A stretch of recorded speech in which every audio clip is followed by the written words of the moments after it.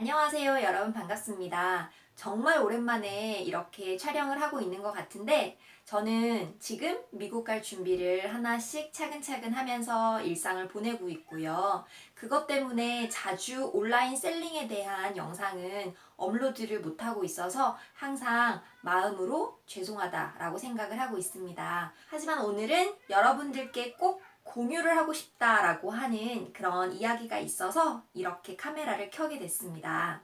제가 미국 가기 전에 부가세를 어떻게 내야 되는지 이런 거에 대해서 정리를 좀 해봐야 되겠다라고 늘 생각을 하고 있었는데 저희 온라인 셀링의 경우에는 처음에 호주에서 건강식품을 구매 대행하는 그런 일을 했었기 때문에 제가 듣기에 해외 구매 대행 같은 경우에는 매입 기록 같은 걸 잘 해놔야지 세금 폭탄을 맞지 않는다 이런 얘기를 들은 적이 있었어요. 그래서 해외 구매건에 대해서 어떤 고객이 언제 얼마에 내 쇼핑몰에서 구매를 했으며 또 나는 그 주문을 받아서 외국의 어떤 곳에서 이 제품을 얼마에 사와서 그때 환율은 얼마이고 관세는 얼마 냈으며 등등 이런 것들을 장부로 다 기록을 해놔야 되겠다라고 생각을 했었습니다. 그런데 생각을 해보니까 해외 구매 대행은 장부 정리를 해놓는 게 굉장히 중요하다라고 하는 건 이해는 하고 있었거든요. 그래서 그걸 챙겨야 되겠다라고 늘 생각은 하고 있었지만 덩달아 국내에서 제가 코스트코 구매 대행을 하고 있는 거랑 그리고 제가 생각하기에는 도매매 같은 위탁 사이트에서 주문을 하는 것조차도 저는 이거 구매 대행이랑 비슷한 거 아닌가? 라는 생각이 들더라고요. 왜냐면 위탁 판매 같은 경우에도 우리가 스마트 스토어나 쿠팡에서 주문을 받아서 그걸 도매매 사이트를 통해 가지고 다른 판매자에게 물건 주문을 해서 그 판매자가 우리 고객에게 물건을 보내주는 격이기 때문에 제가 생각하기에는 위탁 판매, 즉 이게 바로 구매 대행이랑 똑같은 성격이 아닌가라는 생각이 들었어요. 그리고 당연히 코스트코 구매 대행은 말 그대로 구매 대행이라는 용어를 저희가 쓰고 있잖아요. 쿠팡을 통해서 고객들이 우리에게 주문을 하면 우리는 코스트코 온라인이나 아니면 매장을 직접 가서 물건을 사서 고객 대신에 구매를 대행을 해서 고객에게 바로 배송을 시켜주는 이런 일을 하고 있는데 국내에서 하는 코스트코 구매 대행이나 아니면 저희가 보통 알고 있는 위탁 판매라고 하는 것도 저는 이것도 구매 대행의 성격이 아닐까라고 생각을 하고 과연 이것도 구매 대행이라고 하면 장부 정리를 다 해놔야 되는 건 아닌가라고 생각을 했어요. 그래서 스마트 스토어에 들어가서 해외 구매 대행에 해당되는 그런 고객들의 주문과 그리고 위탁 판매 주문들 이런 것들에 대해서 고객들의 정보들을 좀 다 이제 다운을 받으려고 했는데 정보들이 100%다 보이지 않는 거예요. 예를 들어서 고객의 이름, 전화번호, 또 수취인의 주소 등등 굉장히 중요한 정보들이 다 사라져 있더라고요. 그래서 많이 당황스러웠고, 이걸 어떻게 처리해야 되나라고 이제 스마트 스토어에 확인을 해보니까 이게 구매 확정이 돼버리는 순간 고객의 정보를 보호하기 위한 차원에서 저희 판매자들이 더 이상은 주문자의 정보를 100%다 확인을 할 수는 없다라고 얘기를 하더라고요. 그래서 만약에 해외 구매 대행을 하고 계시는 분들이라면 이거를 몰았다가 한꺼번에 주문자의 정보를 다 다운을 받아서 장부 정리를 해야 되겠다라고 하는 생각은 하지 않으셔야 될 것 같고요. 구매 확정이 되기 전에 1주 또는 2주에 한 번씩이라도 주문 내역들을 다 엑셀 파일에 다운을 받으셔서 그거를 가공을 한 다음에 저희들이 부가세 낼 때 해외 구매 대행 같은 경우에는 소명 자료를 내야 된다라고 이제 세무사에서 연락이 오게 되면 그것들을 제출을 하셔야 될 것 같고요. 아까 얘기로 다시 돌아가 보면 제가 당황스러웠던 건 이제 스마트 스토어에서 고객의 정보를 좀 다운을 받으려고 했는데 이게 이제 사라져서 제가 문의를 했다라고 했잖아요. 어떻게 고객의 정보를 다 다시 받을 수 있냐라고 이제 그 스마트 스토어의 고객센터에 문의를 했더니 구매 확정이 되면 그거는 이제 정보들은 사라지기 때문에 그걸 지금 다운을 받을 수는 없고 혹시라도 소명 자료를 내라라고 하는 공문을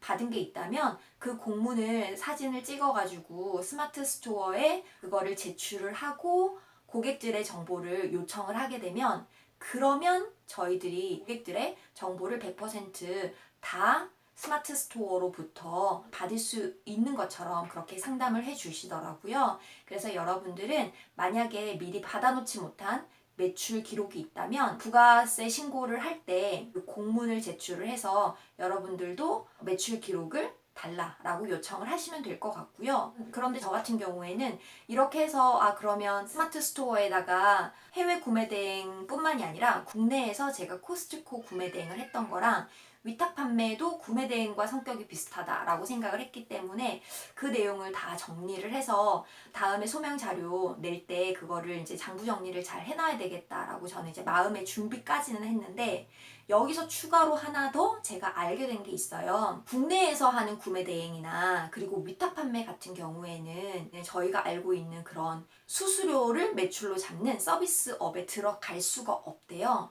이거는 그냥 지금 다 도소매로 잡히기 때문에 따로 소명 자료를 낼 필요도 없는 거고, 어찌됐든 국내에서 하는 건 해외 구매 대행처럼 취급을 하지 않는다라고 하는 얘기를 제가 들었어요.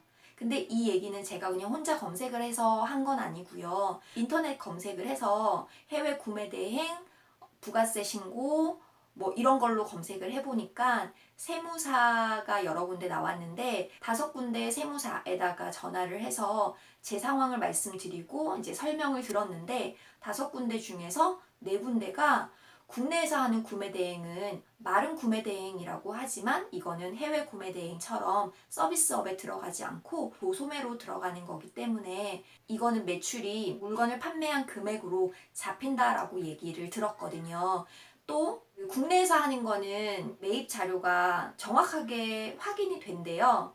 예를 들어서 저희가 전자세금 계산서를 받는 경우 자동으로 국세청에 등록이 돼서 자동 끌어와지기가 가능하고요. 그리고 저희가 신용카드를 쓰게 되면 신용카드도 국세청에 등록을 해놓은 저희 개인의 신용카드라고 하면 그것도 자동으로 매입 자료로 끌어와지게 되는 거니까 여러 가지 이유를 통해서 국내에서 거래가 일어나는 것들은 굳이 저희가 소명 자료라 하면서 장부 정리를 해놓을 필요는 없다라고 얘기를 하더라고요.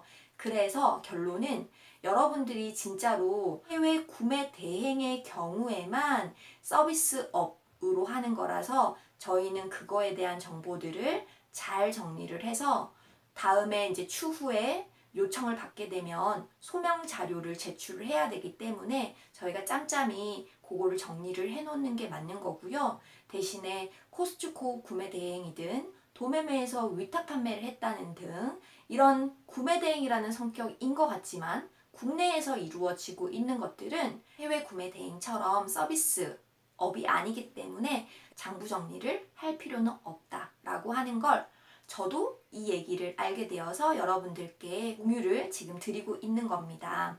저는 이 정보를 듣고 너무 큰 정보를 얻었다라고 일단은 생각을 했어요. 왜냐하면 구매대행이라는 그 용어 자체에서 이게 해외에서 가지고 오는 구매대행과 국내에서 하는 구매대행은 다 똑같은 성격이라고 생각을 해서 이거를 지금까지 쿠팡에서 팔았던 코스트코 구매대행 제품을 다 정리를 해야 되겠구나라고 마음의 짐을 가지고 있었고, 그래서 이제 쿠팡도 그렇지만 스마트 스토어도 이제 제가 게을러서 하나하나 정리해 놓지 못했던 그 매출 기록들을 한꺼번에 다 다운을 받아가지고 정리를 해야지라고 생각을 했는데, 국내 구매 대행은 서비스업이 아니라서 장부 정리가 굳이 필요 없다라고 하는 얘기를 딱 듣는 순간 일할 거리가 확 줄어들었더라고요. 저도 사실은 이거를 누가 들려준 게 아니라 잘 몰랐던 내용인데 알고 계신 분들은 또 다 아는 내용인 것 같더라고요. 그런데 초보셀러인 저의 경우에는 제가 딱히 찾아봐도 정확하게 정보가 나오지 않아서 저는 굉장히 많이 헷갈려서 아예 그냥 처음부터 세무사 님들을 통해 가지고 이렇게 질문을 했는데 이런 이제 내용들을 드디어 알게 되었습니다. 여러분들도 저처럼 국내 구매 대행을 하고 계신 분들이라면 이걸 다 장부 정리를 해놔야 되나? 라고 생각을 하실 수 있겠지만 조금 다르다라고 하는 점 알고 계시면 좋을 것 같고요. 또 처음에 말씀드린 것처럼 스마트 스토어의 경우에는 구매 확정이 되는 순간 고객들의 정보가 다 보이는 경우가 아니라서 미리미리 그 매출의 내역들을 일단은 다운을 받아놓고 시간이 되실 때 다시 가공을 하더라도 1, 2주에 한 번씩은 다 다운을 받으셔서 정보들을 그대로 살려두시는 게 좋을 것 같아요. 결론은요. 첫 번째, 해외 구매 대행의 경우에만 서비스업에 들어가는 거라서 그거에 해당되는 것만 추후 소명 자료로 쓰기 위한 장부 정리를 잘 해놓으시면 된다 라고 하는 거랑, 두 번째, 스마트 스토어의 경우에는 구매 확정이 돼버리면 고객의 정보가 사라지니까 정말 해외 구매 대행으로 인해서 장부 정리를 해야 하는 판매자 분들이라면 절대로 게으르게 넘어가지 마시고요. 주기적으로 주문 정보들을 다운을 받아 두시면 좋겠다 라고 하는 거를 오늘 영상을 통해서 여러분들께 공유를 드렸습니다. 긴 영상 봐주셔서 너무 감사드리고요. 저는 짬짬이 또 생각나는 게 있으면 여러분들께 공유를 드리는 영상을 올리도록 하겠습니다. 감사합니다.